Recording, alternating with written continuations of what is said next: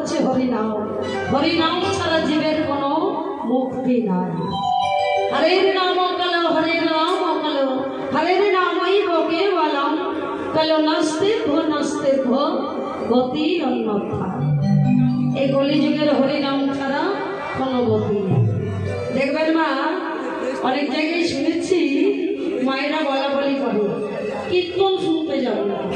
কীর্তন শুনতে কি পেট ভরবে? হ্যাঁ, কীর্তন শুনে তো পেট ভরবে না। আবার পরের দিন কাজে যেতে হবে সকাল হলে।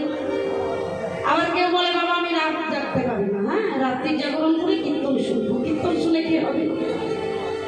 কীর্তন শুনলে পেট ভরবে না। একবার ভেবে দেখুন তোমার সেই দিনের কথা, যেদিন ভূমিষ্ঠ হলাম, এই ধরাধামে এলাম, আর সেদিন মায়ের কোলে বসে মায়ের স্তনদুগ্ধ পান করলাম। আচ্ছা সেদিন কি খাবারটা সাথে করে এনেছিলাম গো? খাবারটাকে সাথে করে এনেছিলাম মায়েরা?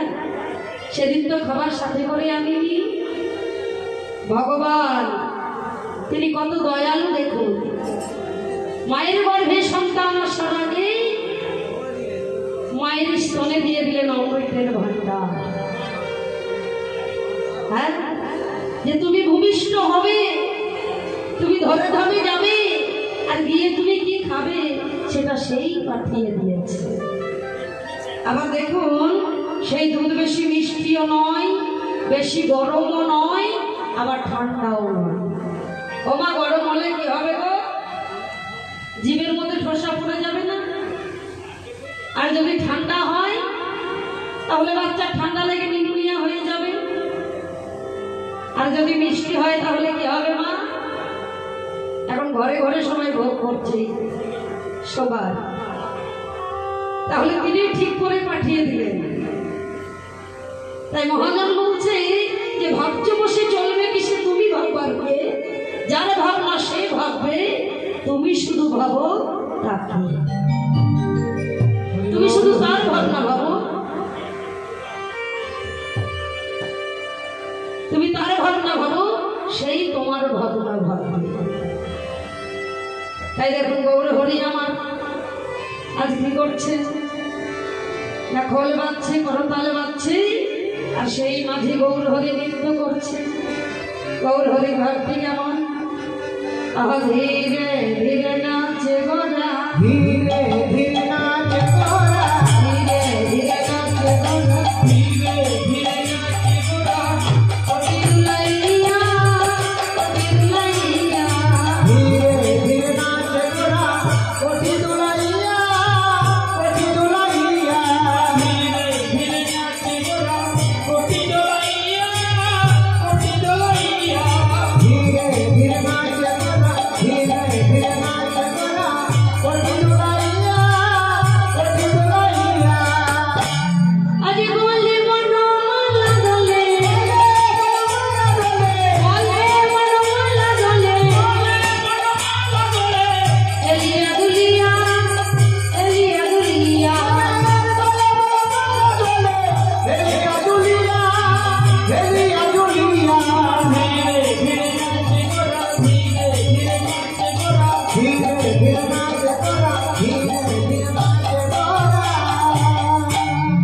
আজ গৌর হরি নৃত্য করছে, আর গৌর হরির নৃত্য দর্শন করছে কি না দাদা নিতাই।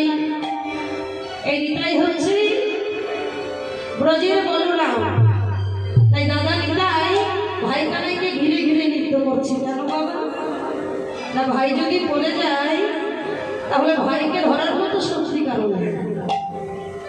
ভাইকে একমাত্র আমি সামলাতে পারবো, তাই ভাইকে ঘিরে ঘিরে নৃত্য করছে।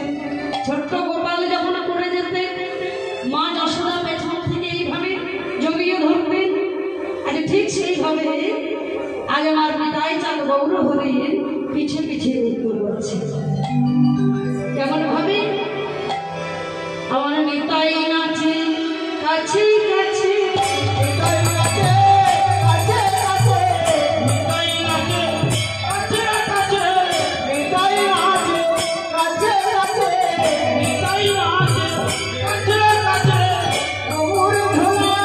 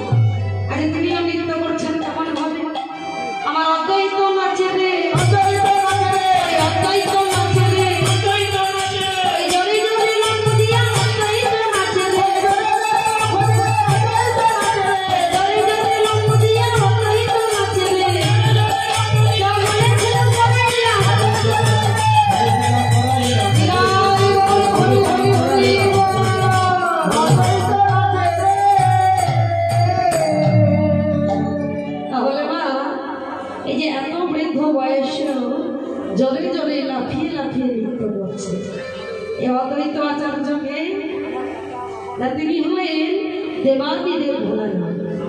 তাহলে আজ ভোলানাথ কেন নৃত্য করছে? না যেদিন বৃন্দাবনে রাসলীলা হয়েছিল মা, এবার মা পার্বতী কাত্যায়নের রূপ ধারণ করে চলে যাচ্ছে, আর ভোলানাথকে বলছে ভোলানাথ, ও ভোলানাথ তাহলে আমি এখন আসি। ভোলানাথ বলছে দাঁড়াও পার্বতী, তুমি কোথায় যাচ্ছ? আরে তুমি জানো না আজ বৃন্দাবনে রাস। কি বললে? আজ বৃন্দাবনে রাস? বলে হ্যাঁ। তাহলে তুমি আমায় নিয়েছ? বলে না ভালো না, সে রাসমঞ্চে তো তুমি যেতে পারবে না। কেন যেতে পারবো না? না রাসমঞ্চে সবাই হচ্ছে গোপী, শুধু গোপীরা থাকবে, আর সেই রাসমঞ্চে পুরুষ থাকবে একজন, তিনি হলেন অনাদি শ্রী গোবিন্দ, যিনি সর্বকার অনেক কারণ, যিনি হলেন পুরুষোত্তম পুরুষ। আর বাকি থাকবে সবাই নারী, আর পুরুষ থাকবে একজন। তাই আজ ভোলানাথ বলল তাহলে পার্বতী এক কাজ করো, তুমি আমাকে নারী সাজিয়ে দাও, গোপী সাজিয়ে দাও। বলে তা তো হয় না। বলে কেন হয় না? তুমি আমাকে গোপী সাজিয়ে দাও। ও মা, আর কি করলেন মা পার্বতী? ওই কাশী ধামে গিয়ে 80 গজ সারিয়ে আনলেন, আর ওই 80 গজে সারিয়ে দিই আজ ভোলানাথকে পড়াচ্ছে। ও ভোলানাথ বড় করে ঘোমটা দাও। আর দেখো ওই বিবাহের দিনে যা ঘটনা ঘটেছিল সেটা জানো না। ওই বিয়ের দিনে কি হয়েছিল মা? তা বাঘছাল করে বিবাহ করতে গিয়েছিলেন তো, আর ঠিক মা যখন মেনকা বরণ করছে তখন ওই বাঘছাল খুলে পড়ে গেছিল। তাই গো হবি বলবে। তাই দেখো তুমি বড় করে ঘুমটা দাও, এবার আমার সাথে চলো। তাই চলে যাচ্ছে কেমন ভাবে? আজ নেচে নেচে যাই গৌরী, নেচে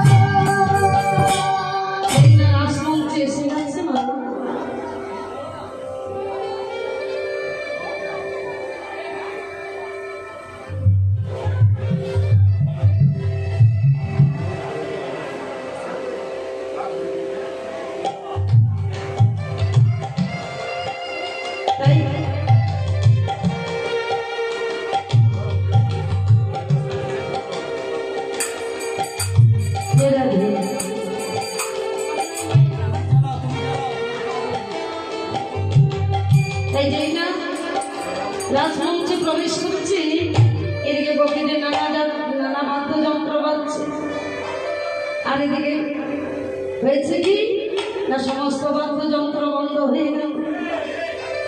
চিৎকার করে উঠল,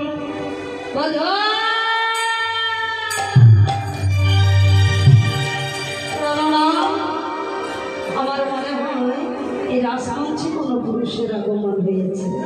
বলে অসম্ভব, এ তো সবাই নারী, তাহলে পুরুষ কোথা থেকে এলো? তাহলে এক কাজ করো, সবাই মিলে